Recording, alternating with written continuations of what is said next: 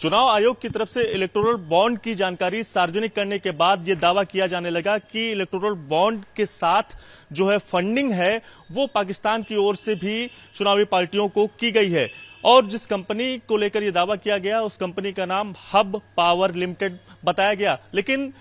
GST के portal पर जो जानकारी लिखी है हब पावर लिमिटेड कंपनी की, उसके तहत जो पता है वो दिल्ली के गीता कॉलोनी का है। और इस पते के साथ जब हम पड़ताल करने जब एबीपी न्यूज की टीम इस ग्राउंड पर और इस पते पर पहुंची तो जो व्यक्ति हैं रवि मेहरा, जिनके नाम पर hub power limited company registered है, वो इस पते पर नहीं रहते हैं, जबकि रवि अरोरा नाम के व्यक्ति जो पता जीएसटी पोर्टल पर है वो व्यक्ति इस घर में रहते हैं। और हमने जब रवि अरोरा से बात की तो उनका भी साफ तौर से यही कहना है कि रवि मेहरा नाम के व्यक्ति के लिए नोटिस और कई सारे जो कुरियर हैं वो इस पते पर लगातार आते रहे हैं, जिसको उन्होंने वापस भेज दिया है। अब बड़ा सवाल ये उठता है, क्या रवि मेहरा की ओर से हब पावर लिमिटेड कंपनी सिर्फ एक शेल कंपनी के तौर पर बनाई गई जिसका इस्तेमाल चुनावी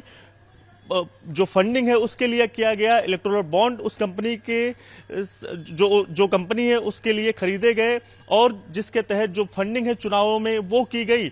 और वहीं दूसरी ओर ये भी बात सामने निकल कर आई कि इस पते पर जब रवि मेहरा नहीं रहता है तो आखिर वो रहता कहां है। तो अब बड़ा सवाल ये खड़ा हो रहा है कि जो जीएसटी नंबर है रवि मेहरा का,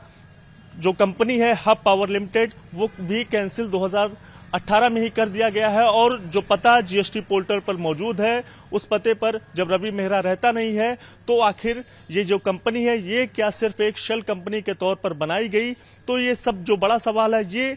इस पड़ताल के बाद खड़ा हो रहा है।